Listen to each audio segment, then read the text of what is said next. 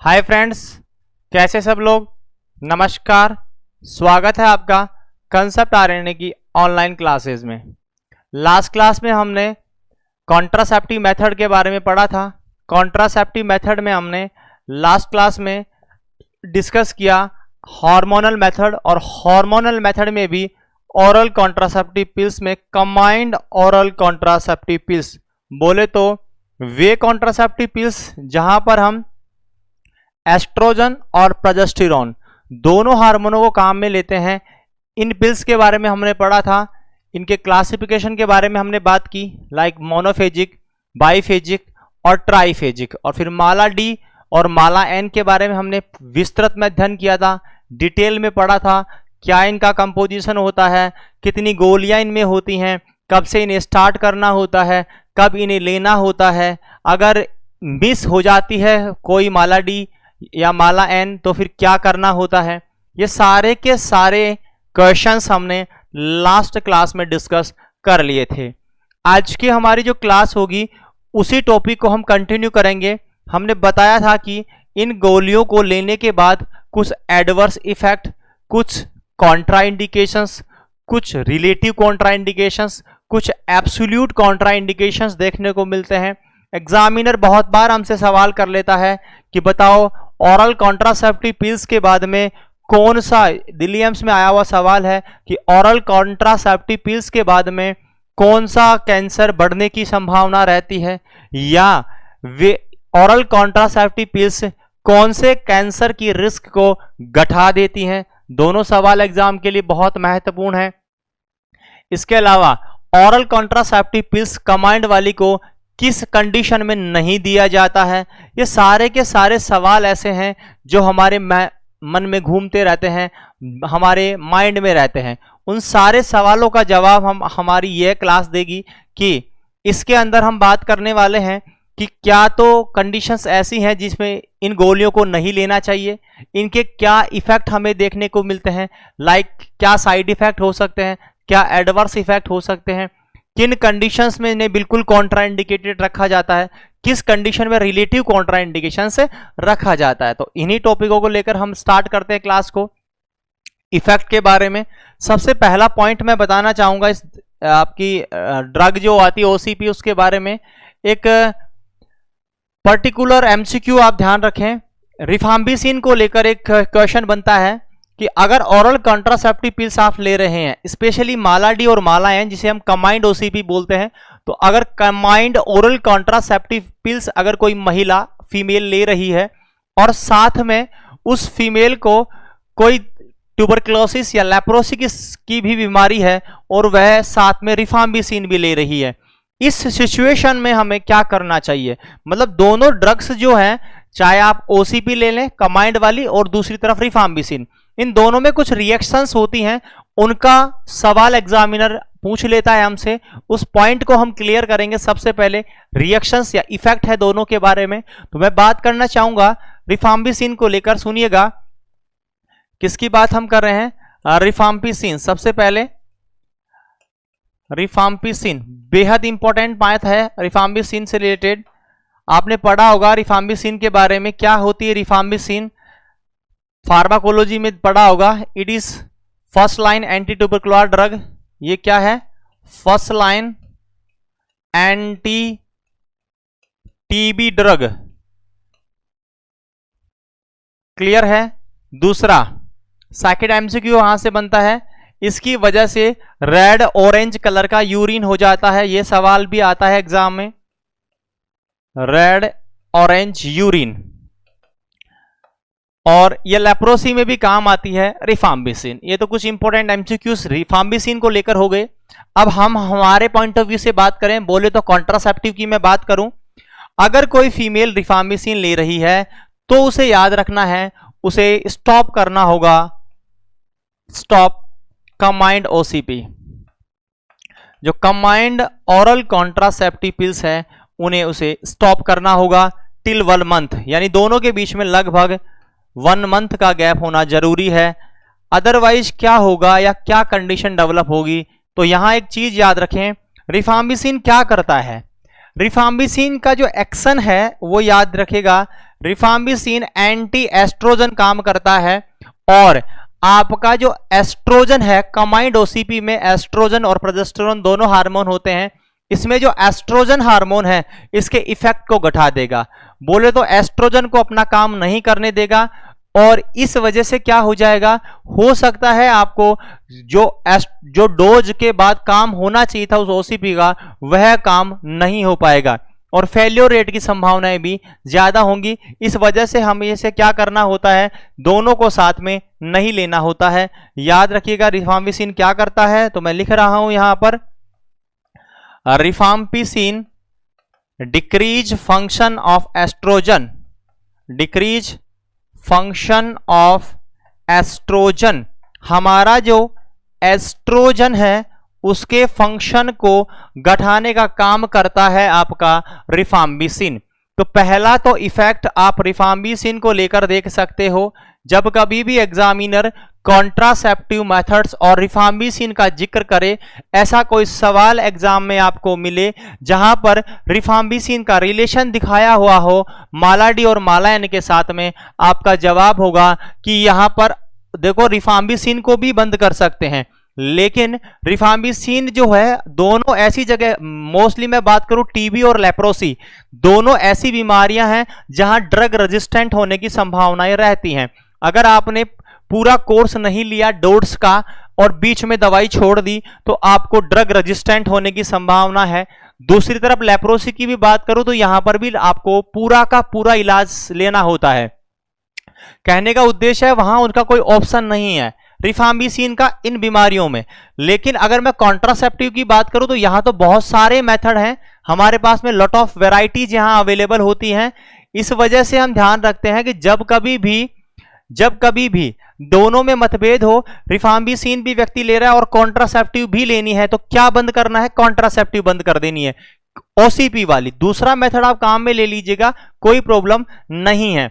कि वजह क्या है यहां पर, क्योंकि इसमें एस्ट्रोजन के साथ मतभेद होता है, इसका एस्ट्रोजन का फंक्शन ये डिक्रीज कर देगी। बहुत सारे ऐसे मेथड हैं जहां एस्ट्रोजन काम में नहीं आता है, उन मेथडों को आप इस्तेमाल कर लीजिएगा और इस मेथड को छोड़ दीजिएगा। मतलब माला डी माला एन काम में नहीं लेनी है रिफाम्बिसिन के साथ में, वरना आप शिकायत करते हुए आओगे, सर डॉक्टर को बोलोगे डॉक्टर साहब आपने दवाई लिखी थी माला डी और माला एन का प्रिस्क्रिप्शन हमें दिया, हम लगातार माला डी और माला एन लिए थे लेकिन फिर भी गर्भावस्था धारण हो गई। वजह क्या थी भाई, महिला को बोलेगा डॉक्टर आप और कौन सी गोली ले रहे हो, रिफाम्बिसिन, तुरंत समझ जाएगा रिफाम्बिसिन ने आपके एस्ट्रोजन के फंक्शन को डिक्रीज कर दिया, एस्ट्रोजन ने अपना काम नहीं किया और इस वजह से आप गर्भावस्था धारण कर चुके हो और कुछ कॉम्प्लिकेशन भी आपको देखने को मिल सकते हैं। इसी वजह से याद रखना है कि रिफाम्बिसिन का इंटरेक्शन ठीक नहीं होता है कंबाइंड ओसीपी के साथ में, इसलिए इस समय 1 मंथ का गैप देना जरूरी है। आप 1 मंथ के बाद जब भी आप ओसीपी स्टार्ट करें, रिफाम्बिसिन चल रही है 1 मंथ के बाद आप उसे स्टॉप करें, फिर 1 मंथ बाद इसे स्टार्ट करें। क्लियर हुआ ये पॉइंट? तो यह तो पहला पॉइंट था इफेक्ट को लेकर रिफाम्बिसिन के रिगार्डिंग। चलो आगे हम बात कर लेते हैं, आगे बढ़ते हैं। अब हमारा जो बी पॉइंट होगा वह एडवर्स इफेक्ट को लेकर है। एडवर्स इफेक्ट के बारे में हम बात करने वाले हैं। एडवर्स इफेक्ट्स, इनके क्या क्या एडवर्स इफेक्ट हो सकते हैं देखिएगा। एडवर्स इफेक्ट किसकी बात कर रहे हैं बेटा, combined oral contraceptive pills, COCP full form combined oral contraceptive pills. इनके क्या क्या एडवर्स इफेक्ट हो सकते हैं? तो सबसे पहला एडवर्स इफेक्ट हमें देखने को मिलेगा वह किससे रिलेटेड हो सकता है, तो यह कार्डियोजेनिक हो सकता है, हार्ट से रिलेटेड। कार्डियोजेनिक, हार्ट से रिलेटेड यहां आपको कुछ एडवर्स इफेक्ट देखने को मिल सकते हैं। क्यों भाई, हार्ट के लिए क्यों नुकसानदायक है? क्योंकि इसके अंदर कौन सा हार्मोन होगा, तो याद रखना है ड्यू टू एस्ट्रोजन, इसमें एस्ट्रोजन होता है और यह जो एस्ट्रोजन है इसकी प्रेजेंस इथेनाइल एस्ट्राडियोल होता है। इस एस्ट्रोजन के डेरिवेटिव की वजह से आपको कार्डियोजेनिक इफेक्ट देखने को मिल जाते हैं। चलो जी चेक करते हैं कौन कौन से इफेक्ट आएंगे कार्डियोजेनिक इफेक्ट में। आपको मायोकार्डियल इन्फार्क्शन देखने को मिल सकता है, MI। इसके अलावा आपको देखने को मिल सकता है थ्रोम्बो एम्बोलिज्म, थ्रोम्बो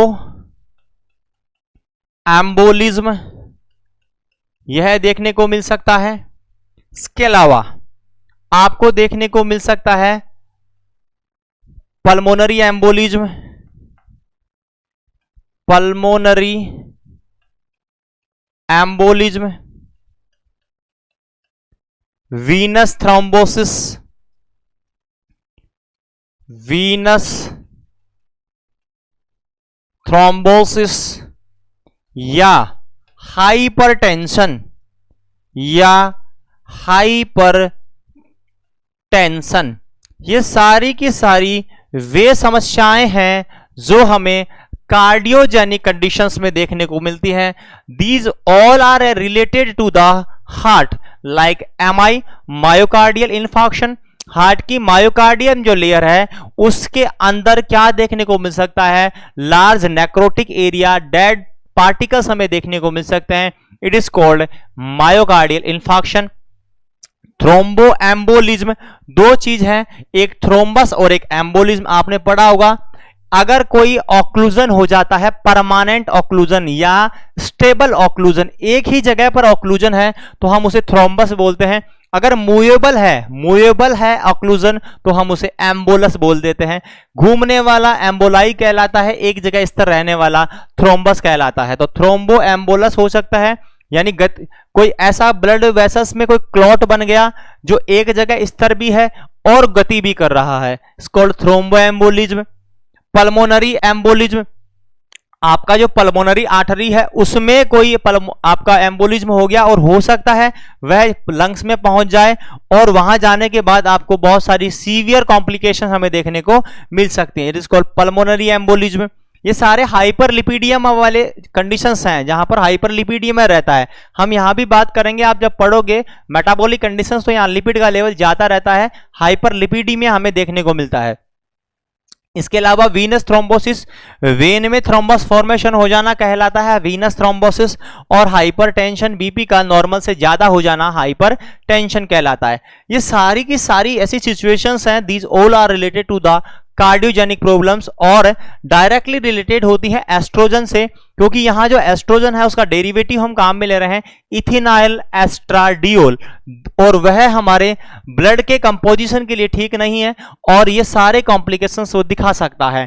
तो फर्स्ट हमने जो बात की, पहला एडवर्स इफेक्ट हमने पढ़ा, रिफाम्बिसिन पहला इफेक्ट था। दूसरा एडवर्स इफेक्ट की बात कर रहे हैं। एडवर्स इफेक्टों में सबसे पहले हमने कार्डियोजेनिक इफेक्ट पढ़े हैं जो किससे रिलेटेड हैं, किसकी वजह से हो रहे हैं, तो बोलना है एस्ट्रोजन की वजह से। क्या क्या हो सकते हैं, मैंने पूरी लिस्ट आपके सामने बताई है। ये सारी समस्याएं हमें देखने को मिल सकती हैं। चलो जी, यहां तक हमने देखा, आगे बात करते हैं बी पॉइंट या दूसरा इफेक्ट हम ले सकते हैं मेटाबॉलिक कंडीशन से रिलेटेड या मेटाबॉलिक इफेक्ट। मेटाबॉलिक इफेक्ट, जो मेटाबॉलिक इफेक्ट्स हैं ये किसकी वजह से आएंगे, तो यह प्रोजेस्टेरॉन की देन हो सकती है, ड्यू टू प्रोजेस्टेरॉन, यह भी इसमें होता है। प्रोजेस्टेरॉन और एस्ट्रोजन दोनों होते हैं, इसीलिए तो कंबाइंड बोलते हैं। तो आपका प्रोजेस्टेरॉन की वजह से मेटाबॉलिक इफेक्ट हमें देखने को मिल सकता है। चलो यहां भी देखते हैं क्या क्या इफेक्ट आपको देखने को मिल सकते हैं मेटाबॉलिक इफेक्ट में। तो सबसे पहले आपको कुछ हद तक माइल्ड हाइपरटेंशन देखने को मिल सकता है, माइल्ड हाइपरटेंशन देखने को मिल सकता है। इसके अलावा आपको देखने को मिलेगा यहां पर हाइपरग्लाइसीमिया, क्या देखने को मिलेगा, हाइपरग्लाइसीमिया, हाइपरग्लाइसीमिया। इसके अलावा प्लाज्मा इंसुलिन भी ज्यादा होता है, प्लाज्मा इंसुलिन भी ज्यादा होता है, प्लाज्मा इंसुलिन भी ज्यादा है और हाइपरग्लाइसीमिया भी है, दोनों कंडीशन नजर आ रही हैं। इंसुलिन अपना कार्य पर्याप्त तरीके से नहीं कर पा रहा है।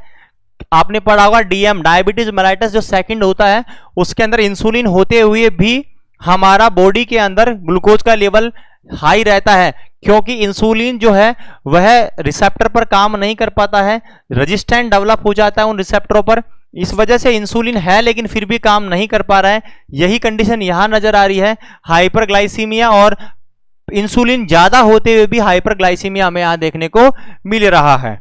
इसके अलावा आपको देखने को मिलेगा abnormal lipid profile, abnormal lipid profile, abnormal lipid profile. आप लिपिड प्रोफाइल देखोगे तो एबनॉर्मल नजर आएगी। बेटा एक बात याद रखना है, नॉर्मल अगर हम बात करें महिलाओं में तो वह कोलेस्ट्रॉल महिलाओं में ज्यादा होता है जो हमारे शरीर के लिए बढ़िया है। यह एस्ट्रोजन की वजह से ही ऐसा होता है। यहां देखिएगा उल्टा काम हो जाता है। जो एचडीएल है, एचडीएल जिसे हम गुड कोलेस्ट्रॉल बोलते हैं, क्या बोलते हैं हम उसे? Good cholesterol. अच्छा है, गुड कोलेस्ट्रॉल हमारे शरीर के लिए जो अच्छा कोलेस्टेरोल है, यह कोलेस्ट्रॉल तो क्या हो जाता है? घट जाता है। और जो कोलेस्ट्रॉल हमारे लिए बेकार है बोले तो एलडीएल, यह बढ़ जाता है। एलडीएल को हम बोलते हैं बैड कोलेस्ट्रॉल। बैड कोलेस्ट्रॉल, दो प्रकार के कोलेस्ट्रॉल होते हैं, एक को बोलते हैं गुड कोलेस्ट्रॉल, दूसरे को बोलते हैं बैड कोलेस्ट्रॉल। यहां उल्टा हो जाता है, जो शरीर के लिए बढ़िया है वह तो घट रहा है और जो शरीर के लिए बेकार है वह बढ़ रहा है। इंक्रीज एलडीएल हो जाता है। High density lipoprotein, low density lipoprotein दोनों होते हैं। हाई डेंसिटी और लो डेंसिटी, फुल फॉर्म भी मैं लिख रहा हूं। High density lipoprotein, high density lipoprotein, lipoprotein यह फुल फॉर्म है आपकी एचडीएल की। और एलडीएल की होगी लो डेंसिटी, आगे कंटिन्यू कर लेना, low density lipoprotein. High density और लो डेंसिटी, हाई डेंसिटी और लो डेंसिटी लाइपोप्रोटीन्स। तो यहां आएगा लो डेंसिटी। क्लियर है? एक है लो डेंसिटी लाइपोप्रोटीन और एक है हाई डेंसिटी लाइपोप्रोटीन्स। एक को गुड कोलेस्ट्रॉल बोलते हैं, एक को बैड कोलेस्ट्रॉल बोलते हैं। यहां पर क्या हो रहा है? मेटाबॉलिक इफेक्ट की बात हम कर रहे हैं, प्रोजेस्टेरॉन की वजह से हो रहा है। माइल्ड हाइपरटेंशन देखने को मिल सकता है, ग्लूकोज का लेवल नॉर्मल से ज्यादा देखने को मिल सकता है, प्लाज्मा इंसुलिन का लेवल भी ज्यादा होगा। एबनॉर्मल लिपिड प्रोफाइल बोले तो वह कोलेस्ट्रॉल जो बॉडी के लिए बढ़िया है वह तो घट रहा है और वह कोलेस्ट्रॉल जो बॉडी के लिए खराब है वह बढ़ रहा है। एलडीएल और एचडीएल ऐसा क्यों होता है, क्यों इन्हें गुड और बैड बोलते हैं, यह पढ़ा होगा आपने।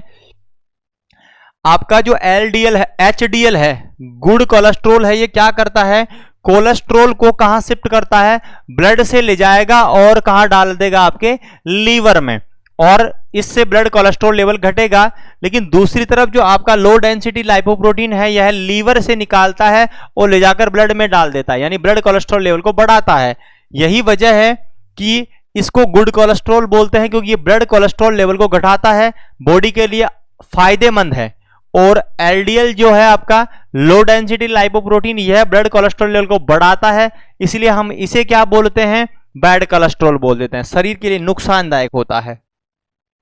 चलो जी, यहां तक हमने देखा, ये मैंने मेटाबॉलिक इफेक्ट बताए हैं। ओसीपी की बात करें, यानी कॉन्ट्रासेप्टिव जो पिल्स आप ले रहे हैं वो कैसी हो सकती है, देखिएगा कितनी हार्मफुल हमारे लिए हो सकती हैं, ऐसे ऐसे इफेक्ट उनके आ सकते हैं। चलो जी, तीसरी बात हम करते हैं और सबसे महत्वपूर्ण पॉइंट है तीसरा एग्जाम के हिसाब से, तो मैं बोलूंगा कार्सिनोजेनिक है, कार्सिनोजेनिक इफेक्ट। बोले तो कैंसर से रिलेटेड जो इफेक्ट आता है उसे हम कार्सिनोजेनिक इफेक्ट बोल देते हैं। अब कार्सिनोजेनिक इफेक्ट में एक एमसीक्यू मैं आपको बता रहा हूं, बहुत महत्वपूर्ण एमसीक्यू है, एम्स का क्वेश्चन है ये। और क्या होता है देखिएगा, क्या पूछा जाता है। दो कैंसर की रिस्क तो घटती है और दो कैंसरों की रिस्क बढ़ती है, किसकी वजह से? ओसीपी की वजह से। मैं बता रहा हूं यहां पर जो आपकी कंबाइंड ओसीपी है, कंबाइंड ओरल कंट्रासेप्टिव पिल्स, ये क्या कर रही हैं? दो लाइन में बना के लिख रहा हूं, इधर बोलूंगा डिक्रीज रिस्क डिक्रीज रिस्क, और इधर लिखूंगा इंक्रीज रिस्क। मतलब एक चीज को घटा रही हैं, एक चीज को बढ़ा रही हैं। चलो जी, सबसे पहले घटाने की बात कर लेते हैं। कौन सा कैंसर घट जाता है ओसीपी के बाद में? आपका जवाब होगा ओवेरियन कैंसर। क्या बोलोगे आप? Ovarian cancer. ओवेरियन कैंसर को घटाती हैं और एंडोमीट्रियल कैंसर को भी घटाती हैं। एंडोमीट्रियम जो होता है आपकी एंडोमीट्रियल कैंसर, इन दोनों कैंसरों की रिस्क को घटाता है। यह सवाल एग्जाम में पूछा गया है, एक नहीं 2 बार। तो ओवेरियन कैंसर और एंडोमीट्रियल कैंसर, कोलोरेक्टल कैंसर को भी घटाती हैं, ओवेरियन कैंसर को भी घटा रही है और एंडोमीट्रियल कैंसर को भी घटा देती हैं। अगर रिस्क बढ़ाने की बात करें, कौन कौन से कैंसर बढ़ जाते हैं, तो जवाब देंगे ब्रेस्ट कैंसर को बढ़ाती हैं, ब्रेस्ट कैंसर होने की संभावनाएं ज्यादा होंगी। और दूसरा होगा सर्वाइकल कैंसर। सर्वाइकल कैंसर यानी अगर कोई महिला लगातार ओरल कॉन्ट्रासेप्टिव पिल्स ले रही है, आप उस महिला को एडवाइस कर सकते हो कि वह रूटीनली पैप स्मीयर करवाए और ब्रेस्ट सेल्फ एग्जामिनेशन करे, क्योंकि वह अर्ली डिटेक्शन कर सकती है इन दोनों बीमारियों का। यानी याद रखना है, आप जो ओरल कॉन्ट्रासेप्टिव पिल्स ले रहे हैं, यह लंबे समय तक लेने की वजह से बहुत बार ब्रेस्ट कैंसर और सर्वाइकल कैंसर का रूप धारण कर सकती हैं, उसमें रिस्क फैक्टर की भूमिका निभाती हैं, इनके होने की संभावनाओं को बढ़ाती हैं। बिल्कुल 2 कैंसर घटाती भी हैं। ये कौन कौन से हैं? एक ओवेरियन और दूसरा एंडोमेट्रियल कैंसर। दोनों पर एमसीक्यू बनता है बेटा, बिल्कुल क्लियर याद रखें। कौन से कैंसर तो बढ़ते हैं और कौन से कैंसर घट जाते हैं, क्लियर याद रहेगा। 2 कैंसर बढ़ते हैं और 2 कैंसर घटते हैं। कौन कौन से घटते हैं तो याद रखें आप, यहां पर बीसी याद रखें। बीसी जहां पर बढ़ इंक्रीज होता है वो बीसी है, ब्रेस्ट कैंसर और सर्वाइकल कैंसर, यह दोनों क्या हो जाते हैं? इंक्रीज हो जाते हैं, और ओवेरियन और एंडोमेट्रियल कैंसर घट जाते हैं, रिस्क को घटाया जाता है। तो ये कार्सिनोजेनिक फैक्टर हमने बात किया जो यहां उपस्थित है। चलो यहां तक हमने क्लियर किया। अब बात करते हैं हम अदर्स की, कुछ अन्य इफेक्ट की बात कर लेते हैं। अदर इफेक्ट क्या क्या हो सकते हैं इन ओसीपीज के? कुछ अन्य इफेक्ट देखते हैं। सबसे पहला पॉइंट तो मैं बोलूंगा, वेट गेन होने की संभावना रहती है। याद रखना, जब भी महिला ओसीपी लेती है, ओरल कॉन्ट्रासेप्टिव पिल्स जो भी महिला ले रही होगी, देखना कुछ समय बाद उसका वेट बढ़ जाएगा। शरीर में वजन वृद्धि करने का काम ये करने वाली होती हैं। क्यों करती हैं? क्योंकि ये वाटर रिटेंशन होता है इनमें। क्या करती हैं ये? Water retention. जब बेटा पानी अंदर रुकेगा, वाटर का रिटेंशन होगा, इसका मतलब वजन में वृद्धि होना आवश्यक हो जाएगा। तो पहला अदर इफेक्ट की मैं बात करूं, जितने भी माला डी माला एन ली जाती है, यह वेट में वृद्धि करती हैं, वजन मोटा करती हैं। गोली लेने के बाद में अगर कोई महिला बहुत दिनों तक कंट्रासेप्टिव पिल ले रही है, उसका वजन वृद्धि नॉर्मली देखा जाता है। क्लियर है? चलो जी आगे बात करते हैं। दूसरा पॉइंट बताएं, बेहद महत्वपूर्ण पॉइंट ये रहने वाला है। क्या है पॉइंट? देखिएगा। चलो बच्चों ध्यान दीजिएगा, बहुत महत्वपूर्ण पॉइंट हम बता रहे हैं। सेकंड पॉइंट क्या है? ये पॉइंट, यह पॉइंट बताना चाहता है ब्रेस्ट फीडिंग के रिगार्डिंग। मैं बात कर रहा हूं कंबाइंड ओसीपी में माला डी और माला एन, जो कंबाइंड ओसीपी है आपकी, किसकी हम बात कर रहे हैं? ये पॉइंट इंपॉर्टेंट है। कंबाइंड ओसीपी, इन्हें कभी नहीं देना है ब्रेस्ट फीडिंग के साथ में। Never given with breast feeding. Breast feeding के साथ नहीं देते हैं। क्यों नहीं देते हैं? क्योंकि यह मिल्क प्रोडक्शन को घटाती हैं। याद रखना है, इसका सेकंड इफेक्ट आएगा डिक्रीज ब्रेस्ट मिल्क, यानी कि ब्रेस्ट मिल्क को घटाने में मदद करती हैं। यह बात जब मैं नेचुरल मेथड पढ़ा रहा था, ब्रेस्ट फीडिंग का जिक्र हुआ था, वहां भी मैंने एक पॉइंट आपके लिए स्पेशल डाला था कि बेटा पोप काम में लेते हैं, प्रोजेस्टेरोन ओनली पिल काम में लेते हैं लैक्टेशन के दौरान, कभी काम में नहीं लेते माला डी और माला एन। यहां लिख दिया हूं कि ब्रेस्ट फीडिंग जो है, ब्रेस्ट मिल्क जो है उसको गठाती है, इसलिए combined OCP never given with breast feeding. कब तक नहीं देनी है? अगर फीमेल एक्सक्लूसिव ब्रेस्ट फीडिंग कर रही है तो 6 महीने तक। If female on exclusive breastfeeding then avoid till 6 month, avoid till 6 month. 6 महीने तक उस महिला को, जब तक वो अपने बच्चे को दूध पिला रही है, एक्सक्लूसिव ब्रेस्ट फीडिंग पर है, मतलब एक ही भोजन है बच्चे का, वह है केवल मां का दूध। अगर तुम उसे भी गठा दोगे तो वो नन्ही सी जान क्या खाएगा, क्या पिएगा? तुम तो ब्रेड पकौड़े खा के जीवन यापन कर लोगे, वो क्या लेगा? इसलिए हम नहीं चाहेंगे कि उस बच्चे का भोजन जो है वह कम मात्रा में निकले। यही वजह है कि हमें यहां पर माला डी और माला एन जो होती हैं, इनको कभी नहीं लेना है काम में लैक्टेशन वाली फीमेल में। पॉप काम में लेंगे, बिल्कुल ले सकते हैं, क्योंकि वहां एस्ट्रोजन नहीं होता है और इतनी ज्यादा मात्रा में वो डिक्रीज भी नहीं करता है। चलो जी, यहां तक क्लियर किया, आगे बात करते हैं। इसमें एक पॉइंट भी आता है, याद रखना कि आपका जो एस्ट्रोजन होता है, एस्ट्रोजन जो कंबाइंड ओसीपी में आता है, यह डिक्रीज करता है 42% ब्रेस्ट मिल्क को। ब्रेस्ट मिल्क का 42% डिक्रीज करता है एस्ट्रोजन। अगर मैं बात करूं यही प्रोजेस्टेरोन की अकेला,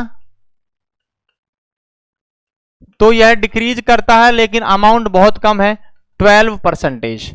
यही वजह है कि कभी भूलकर भी ब्रेस्ट मिल्क वाली महिला को एस्ट्रोजन काम में नहीं लेने देते, क्योंकि एस्ट्रोजन 42% तक घटा देगा, जो बहुत ज्यादा मात्रा है। और यही वजह है कि मात्रा जो निकलेगी ब्रेस्ट मिल्क की वो आधी के आसपास हो जाएगी और बच्चे के लिए नुकसानदायी हो सकता है। That's why avoid the breast milk जो फीमेल है उसके साथ में ओरल कॉन्ट्रासेप्टिव पिल्स को काम में नहीं लेंगे, स्पेशली कौन सी वाली? कंबाइंड वाली। क्लियर हुआ ये पॉइंट भी? चलो जी, इसके अलावा बात करते हैं, जनरल बात हम कर रहे हैं, जनरल इफेक्ट की हम बात कर रहे हैं। और क्या देखने को मिल सकता है? तो उसे ब्रेस्ट टेंडरनेस भी देखने को मिल सकता है। कई बार महिला को ब्रेस्ट टेंडरनेस रहता है, ब्रेस्ट टाइट टाइट से उसे नजर आने लग जाते हैं। इसके अलावा कुछ महिलाओं को कंप्लेंट होती है हेडेक की, कुछ महिलाएं माइग्रेन की कंप्लेंट करती हैं, कुछ महिलाओं को ब्लैडर जो आपका है गॉल ब्लैडर, उससे रिलेटेड समस्याएं होती हैं। तो ये कुछ जनरल प्रॉब्लम्स भी हैं जो हम देख सकते हैं किसके साथ में, हमारे ओसीपी के साथ में। क्या हमने बात किया? जो हमारा पॉइंट चल रहा था बी पॉइंट, यह एडवर्स इफेक्ट को लेकर है कि इन दवाइयों का एडवर्स इफेक्ट क्या क्या हो सकता है। देखिएगा, हमने टोटल को 4 कैटेगरी में बांटा है। सबसे पहली कैटेगरी मैंने तुम्हें पढ़ाई है कार्डियोजेनिक, हार्ट से रिलेटेड क्या क्या समस्याएं हैं, और इसका कारण मैंने बताया, इसकी जड़ मैंने बताई एस्ट्रोजन। मैंने जो होने वाली समस्या उनको एनालिस्ट किया है, लाइक मायोकार्डियल इन्फॉक्शन हो सकता है, थ्रोम्बो एम्बोलिज्म हो सकता है, पल्मोनरी एम्बोलिज्म हो सकता है, वीनस थ्रोम्बोसिस हो सकता है, और हाइपर टेंशन हो सकता है। सेकंड पॉइंट हमने डिस्कस किया वह है मेटाबॉलिक इफेक्ट, किससे रिलेटेड है, इसकी जड़ क्या होगी, तो बोलेंगे प्रोजेस्टेरोन। यहां हमने बात की माइल्ड हाइपरटेंशन हो सकता है, एबनॉर्मल लिपिड प्रोफाइल देखने को मिल सकती है, अच्छा कोलेस्ट्रॉल घट रहा है, बुरा कोलेस्ट्रॉल बढ़ रहा है, जो कहीं ना कहीं हमारी बॉडी के लिए नुकसानदायक है, और यही आगे जाकर एमआई थ्रोम्बो एम्बोलिज्म के लिए जिम्मेदार होने वाला है। इसके अलावा हाइपरग्लाइसीमिया देखने को मिल जाता है, और इसकी और साथ के साथ में प्लाज्मा इंसुलिन का लेवल भी बढ़ा हुआ मिलता है। सबसे इंपॉर्टेंट बात कार्सिनोजेनिक इफेक्ट की हमने बात की, बेहद इंपॉर्टेंट पॉइंट ये रहता है एग्जाम के हिसाब से। 2 कैंसर घटते हैं ओसीपी के बाद में और 2 कैंसर बढ़ते हैं। जो मैंने उधर की साइड में लिखा है ओवेरियन कैंसर और एंडोमेट्रियल कैंसर, दोनों की रिस्क कम हो जाती है। जो मैंने इधर लिख रखे हैं ब्रेस्ट कैंसर और सर्वाइकल कैंसर, इन दोनों की होने की संभावनाएं बढ़ जाती हैं। इनका रिस्क इंक्रीज होता है, इनका रिस्क डिक्रीज होता है। दोनों याद रखें, दोनों एमसीक्यू बनते हैं। इसके अलावा कुछ अदर इफेक्ट हमारा तीसरा पॉइंट बना। चौथा, उसमें हमने बात की वेट गेन होता है क्योंकि वजन में वृद्धि होती है। वजह है क्या? पानी का रिटेंशन। दूसरा, कंबाइंड ओसीपी को कभी भी नहीं देना चाहिए। किनको? जो महिला अपने बच्चे को दूध पिला रही है। क्यों भाई? क्योंकि एस्ट्रोजन तो कितना घटा देता है? लगभग 42% मिल्क प्रोडक्शन को, और प्रोजेस्टेरोन कितना घटाता है? लगभग 12% आपके मिल्क प्रोडक्शन को डिक्रीज कर देता है। यही वजह है हम कह सकते हैं कि जब तक महिला एक्सक्लूसिव ब्रेस्ट फीडिंग पर है, बोले तो केवल बच्चे को दूध ही पिलाया जाएगा, उसे एक्सक्लूसिव ब्रेस्ट फीडिंग कहते हैं। 6 महीने माना जाता है यह समय अवधि।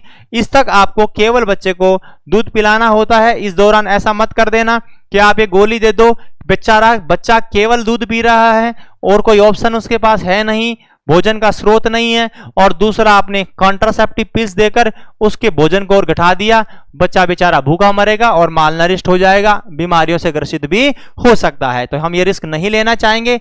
नन्ही सी जान की का जो स्वास्थ्य है उसे खराब क्यों करेंगे हम, इसलिए हम उन्हें अवॉइड कर देंगे। इसके अलावा हमने बात की और क्या समस्याएं, जनरल प्रॉब्लम्स हैं। ब्रेस्ट टेंडरनेस अमूमन फील करती हैं कुछ महिलाएं, उनका वो ब्रेस्ट टाइट टाइट से फील हो जाते हैं।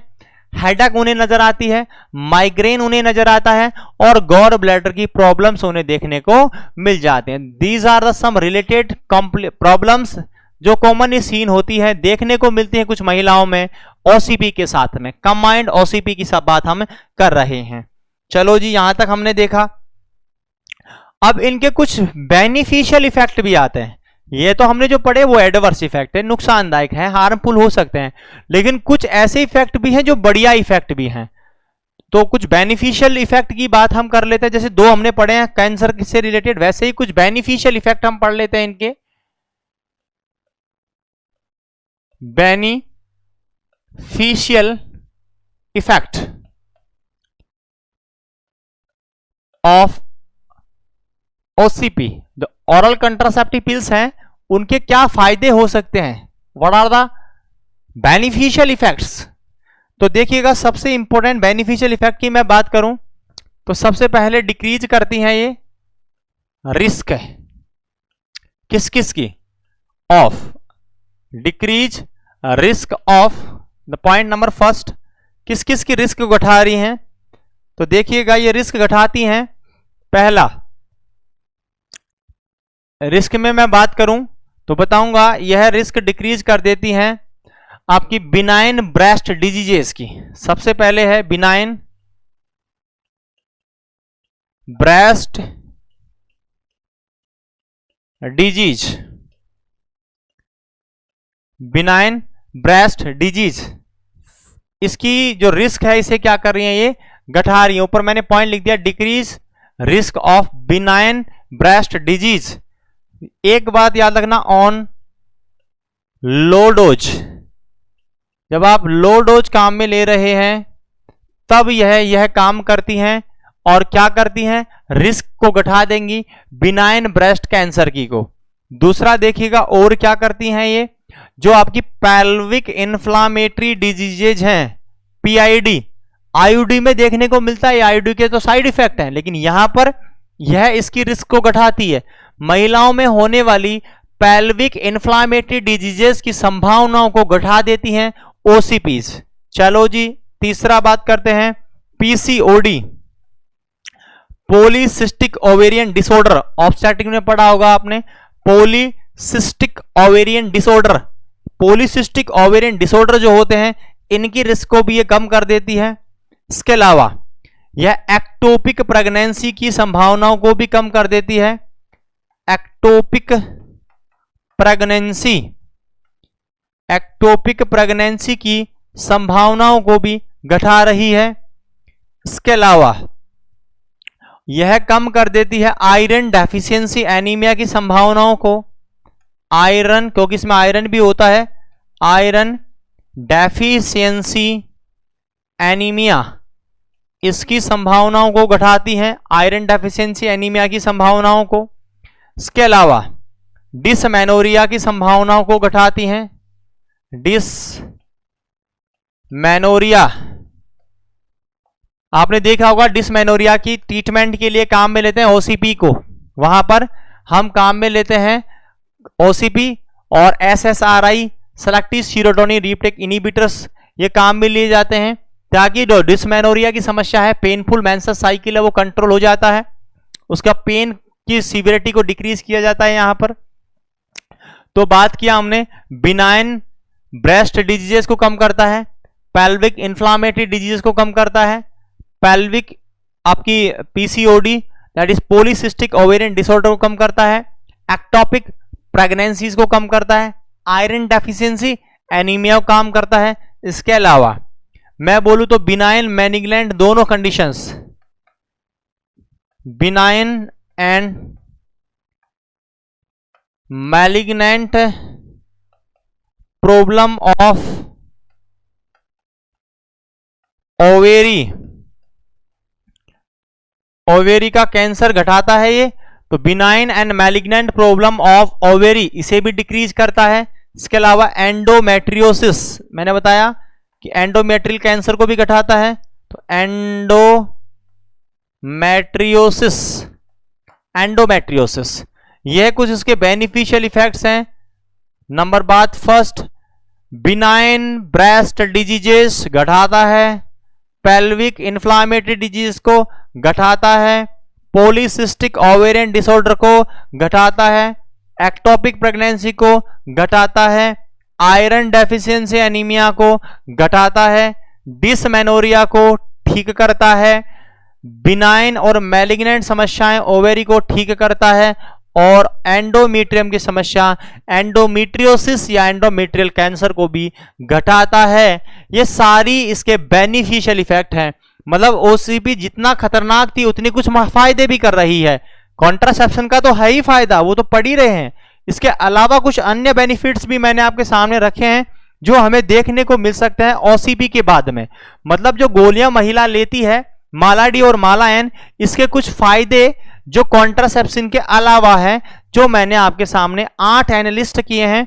कुछ कैंसर की संभावना को घटा रही है ये, कुछ अदर कंडीशंस की डिक्रीज जैसे कि पीआईडी है, पीसीओडी है, एक्टोपिक प्रेगनेंसी है, आयरन डेफिशिएंसी एनीमिया है, इन सब की रिस्क को कहीं ना कहीं ये डिक्रीज कर देती है। इसलिए हम इन्हें बेनिफिशियल इफेक्ट ऑफ ओसीपी के नाम से जानते हैं। चलो जी, यहां तक हमने देखा। अब बात कर लें इसके कॉन्ट्रा इंडिकेशन के बारे में कि कब इन्हें काम में नहीं लेना चाहिए। तो कॉन्ट्रा इंडिकेशंस की बात कर लेते हैं। ये पॉइंट बेटा बहुत इंपॉर्टेंट है, एग्जाम में सवाल यहां से आते हैं। आईयूडी और ओसीपी इन दोनों के ही पूछते हैं ये, बाकी और किसी के नहीं पूछते। कॉन्ट्रासेप्शन, कॉन्ट्रा इंडिकेशन, क्लियर है? कॉन्ट्रासेप्शन ही contraindication, contraindication of OCP. Oral contraceptive pills आप जो काम में ले रहे हैं, उन ऑरल कॉन्ट्रासेप्टिव पिल्स के क्या क्या कॉन्ट्रा इंडिकेशंस हैं। 2 प्रकार के कॉन्ट्रा इंडिकेशन होते हैं आईयूडी में भी और यहां पर भी। पहला मैं बात करूंगा एब्सोल्यूट। एब्सोल्यूट बोले तो not given in any situation, किसी भी कंडीशन में नहीं देना। It is called absolute Contra indication. Means never given in any condition, किसी भी अवस्था में काम में नहीं लोगे, यह कहलाता है आपका एब्सोल्यूट कॉन्ट्रा इंडिकेशंस। मतलब मैं जो सिचुएशन तुम्हें बताऊंगा, इन सिचुएशन में आपको ओसीपी काम में नहीं लेनी है। चलो कौन कौन सी सिचुएशंस है देखिएगा। सबसे पहला मैं बात करूं तो मैं बोलूंगा ब्रेस्ट कैंसर, क्योंकि ब्रेस्ट कैंसर की संभावनाओं को यह बढ़ा रहा है, इसलिए ब्रेस्ट कैंसर में काम में नहीं आएंगी, कॉन्ट्रा इंडिकेटेड रहने वाली हैं। नंबर 2, जेनाइटल कैंसर हो, जेनाइटल कैंसर तो भी काम में नहीं लेंगे। It is also a absolute Contra indication. तीसरी मैं बात करूं अगर फीमेल है, गर्भ अवस्था में है, प्रेगनेंसी की संभावना है, तो भी आप काम में नहीं लेंगे, एब्सोल्यूट कॉन्ट्रा इंडिकेशन रहने वाला है। इसके अलावा अगर लीवर प्रॉब्लम्स हैं, लीवर की समस्या है, तो काम में नहीं लेंगे। क्यों नहीं लेंगे? क्योंकि आपका जो कंबाइंड ओसीपी आता है, इसके अंदर जो हार्मोनल चेंजेज हैं, यह एबनॉर्मलिटीज कोर्स करती हैं। लीवर एबनॉर्मलिटीज भी हमें देखने को मिल सकता है, इसलिए यहां काम में नहीं लेंगे। इसके अलावा कार्डियोजेनिक प्रॉब्लम, कार्डियोजेनिक प्रॉब्लम जो मैंने आपको पढ़ाई है, कार्डियोजेनिक प्रॉब्लम्स हैं, आपको काम में नहीं लेना है। किसको? इनको। यहां सवाल भी बने हुए हैं दोनों के ऊपर, इस पर, लीवर प्रॉब्लम पर और कार्डियोजेनिक प्रॉब्लम पर, कि कौन सा कॉन्ट्रासेप्टिव अवॉइड करोगे एमआई में, तो तुरंत बोल देना ओसीपी काम में नहीं लेते हैं। क्लियर है? इसके अलावा नेक्स्ट देखिएगा, और क्या ध्यान रखना है आपको इसके अंदर, आपका जो कॉन्ट्रासेप्टिव है, इसमें अगर व्यक्ति को, आपको एक ऐसा कंडीशन मिले कि उसे हिस्ट्री है थ्रोम्बोएम्बोलिज्म की, यानी कि कार्डियक प्रॉब्लम की हिस्ट्री है, तो भी आपको काम में नहीं लेना। जैसे हिस्ट्री ऑफ थ्रोम्बोएम्बोलिज्म, थ्रोम्बोएम्बोलिज्म इसकी हिस्ट्री है, काम में मत लेना। अनडायग्नोस्ड यूट्राइन ब्लीडिंग हो रही है, तो भी काम में नहीं लेते हैं। अनडायग्नोस्ड यूट्राइन ब्लीडिंग, अगर अनडायग्नोस्ड यूट्राइन ब्लीडिंग है तो भी काम में नहीं ली जाएंगी। तो ये मैंने कुछ कंडीशंस आपको बताई है, जैसे सबसे पहला है ब्रेस्ट कैंसर, दूसरा है जेनाइटल कैंसर, तीसरा है प्रेगनेंसी, चौथा है लीवर प्रॉब्लम, पांचवा है कार्डियोजेनिक प्रॉब्लम, छठा है थ्रोम्बोएम्बोलिज्म की हिस्ट्री, और सातवां है अनडायग्नोस्ड यूट्राइन ब्लीडिंग। ये जो सारी मैंने कंडीशंस बेटा आपको बताई हैं, ये वे कंडीशंस हैं जो बहुत घातक हो सकती हैं इनके साथ में, इसलिए कभी भी नहीं काम में लेना है। क्योंकि जब ये कंडीशंस हैं तो ये ओसीपी आपने दिया तो इनकी सीवियरिटी कहीं ना कहीं और बढ़ेगी। यानी इन कंडीशंस में आपको एब्सोल्यूट रखना है, नहीं देनी है। एग्जामिनर आपको पूछे बताओ आपको कब काम में नहीं लेनी चाहिए इनमें से, तो तुरंत बोल देना ये जो मैंने आपको सातों कंडीशन लिखाई है, यहां पर आपको काम में भूल कर भी नहीं लेना है कंबाइंड ओसीपी को, यानी कंबाइंड ओरल कॉन्ट्रासेप्टिव पिल्स को काम में नहीं लेते हैं। क्लियर है? चलो आगे बात कर लेते हैं। ये तो मैंने एब्सोल्यूट कॉन्ट्राइंडिकेशन बताए, अब बात करता हूं रिलेटिव कॉन्ट्राइंडिकेशन की। कुछ हद तक कुछ टर्म कंडीशन के अंदर उन्हें बोलते हैं relative contraindication. Relative contraindication, relative contraindications क्या क्या हो सकते हैं? पहला एज फैक्टर पर आता है, सबसे इंपॉर्टेंट बात एज। फीमेल की ग्रेटर देन 40 साल हो, सोचकर देना। 40 साल से अगर ऊपर महिला है तो उसके लिए अगर आपको कॉन्ट्रासेप्टिव मेथड की जरूरत पड़े, सोचना 3 बार ओसीपी देने से पहले, हार्मोनल प्रॉब्लम हो सकती है उसे। दूसरा, एज ग्रेटर देन 45 ईयर, 35 साल से ऊपर है, विथ स्मोकिंग। बेटा जो ये पॉइंट मैं बोल रहा हूं, यह पॉइंट नॉर सेट की एग्जाम में पूछा गया था। आपको एक पॉइंट दिया था, अगर पता हो तो आप में से कुछ विद्यार्थी एग्जाम देके आए होंगे नॉर सेट का, उसका एमसीक्यू मैं बता रहा हूं आपको। नॉर सेट में क्वेश्चन क्या था देखिएगा। क्वेश्चन बोला कि ए फीमेल विथ 3 चाइल्ड, 3 बच्चे हैं। A female with 3 child, history of smoking for last 10 year, last 10 साल से स्मोकिंग कर रही है। which contraceptive device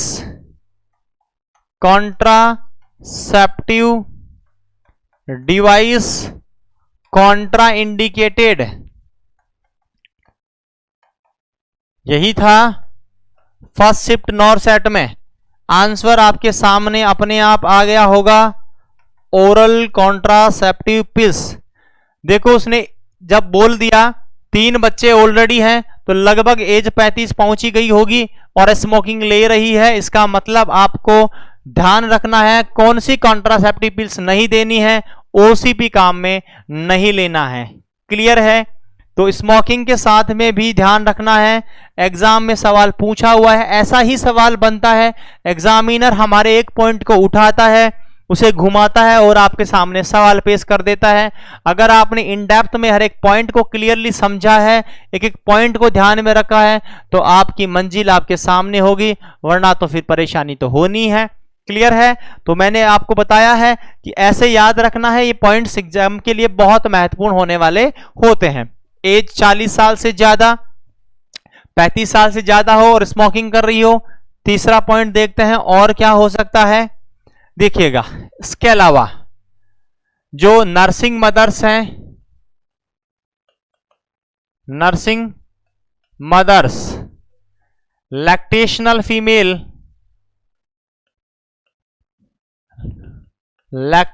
फीमेल जो महिलाएं अपने बच्चे को दूध पिला रही हैं उन्हें। इसके अलावा अगर एपिलेप्सी हो, एपिलेप्सी का मतलब होता है मिर्गी के दौरे पड़ना, फिट्स आना, ये एपिलेप्सी कहलाता है। वह बीमारी जिसके अंदर रिपीटेशंस ऑफ फिट्स देखने को मिलते हैं, एपिलेप्सी कहलाता है। इसके अलावा आपका हो रहा हो migraine, diabetes mellitus, chronic renal diseases, ये सब एब्सोल्यूट कॉन्ट्राइंडिकेशन नहीं है लेकिन रिलेटिव कॉन्ट्राइंडिकेशन है। Chronic renal diseases, gall bladder diseases, gall bladder diseases. तो ये जो मैंने पॉइंट्स लिखे हैं, these are relative contraindications. First, second, third, fourth, fifth, sixth, 7, 8 और 9। तो कुछ स्पेशल पॉइंट्स हमने डिस्कस किए हैं ओसीपी से रिगार्डिंग।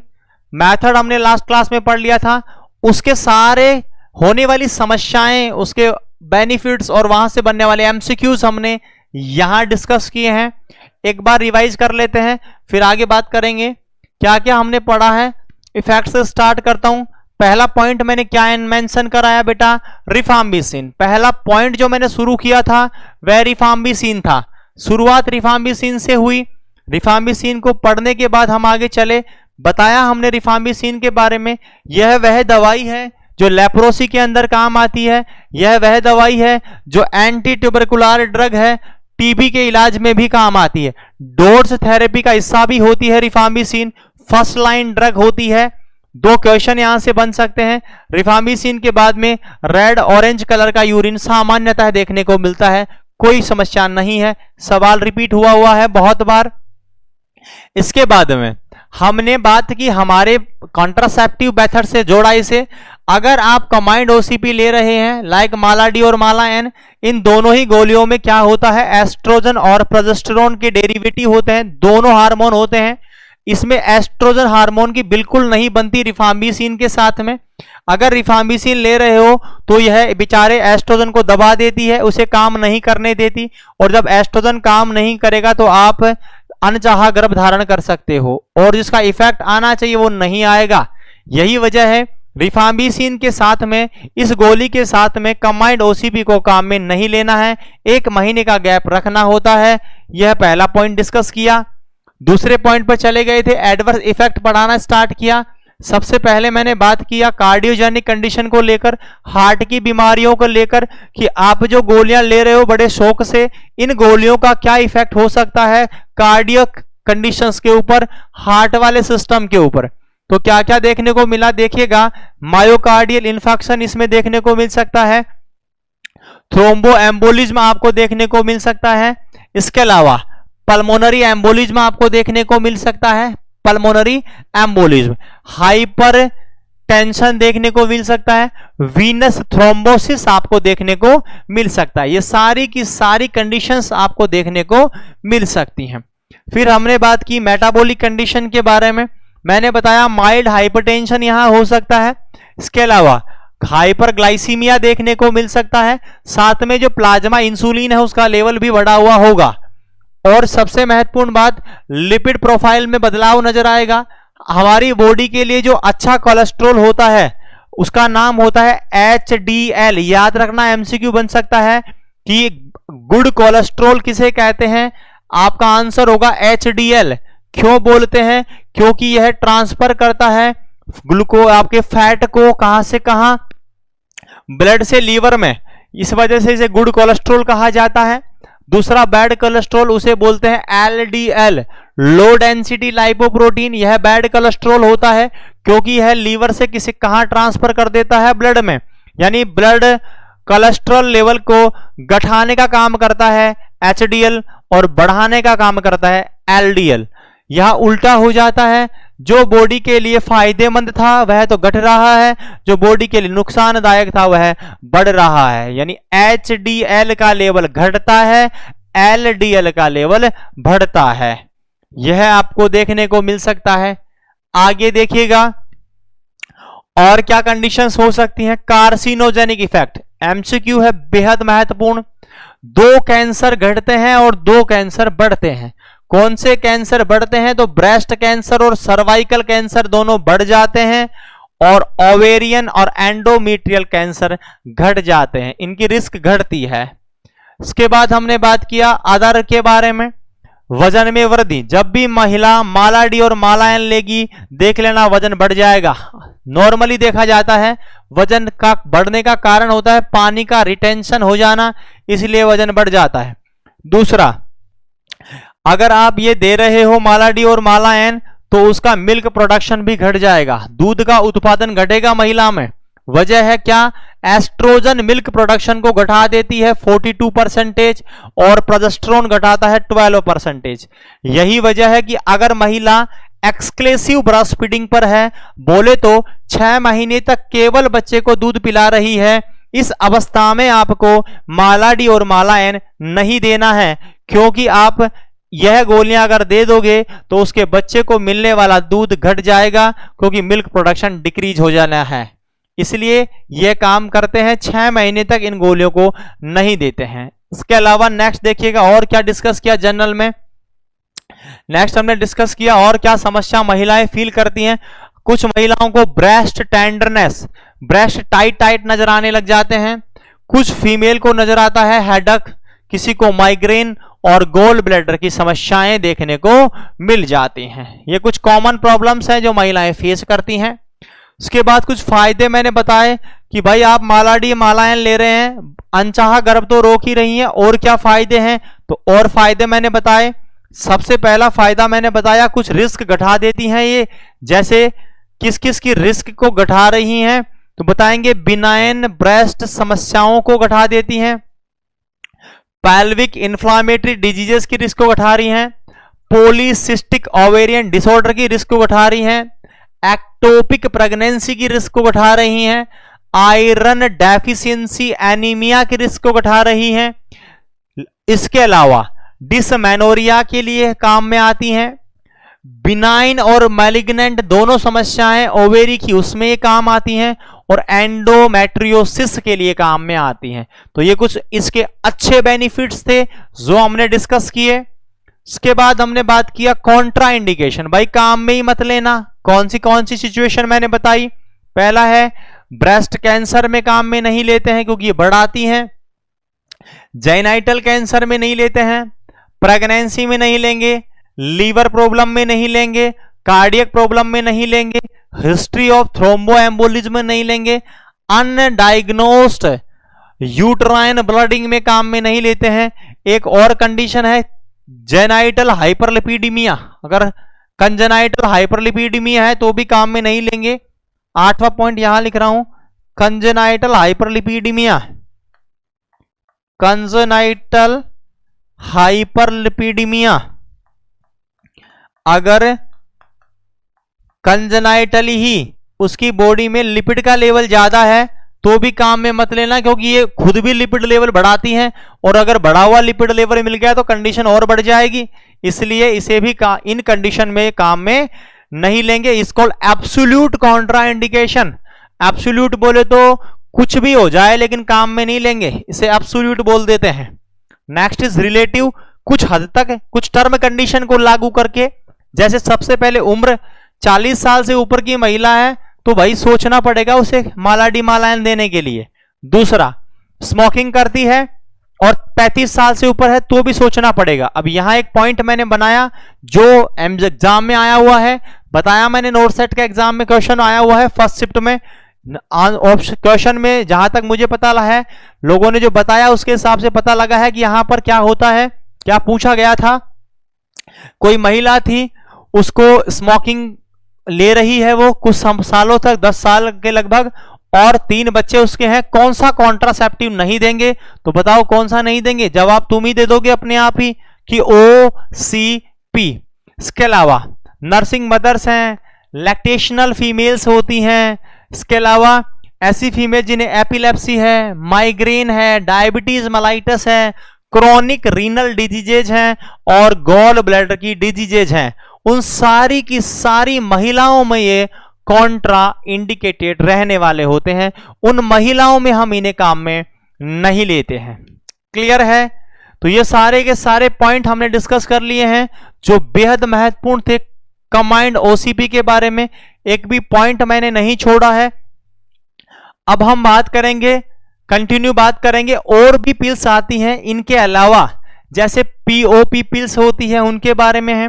मेल पिल, भाई जितने भी अत्याचार तुमने अब तक पढ़े हैं सारे महिलाओं पे हो रहे थे, महिलाएं गोली ले रही हैं, महिलाएं ये, महिलाओं के लिए वो, लेकिन अब जो हम पढ़ेंगे एक ऐसी पिल भी बताऊंगा जो पुरुषों के लिए भी काम आती है, मेल कॉन्ट्रासेप्टिव पिल गोसिपोल, उसके बारे में हम बात करेंगे।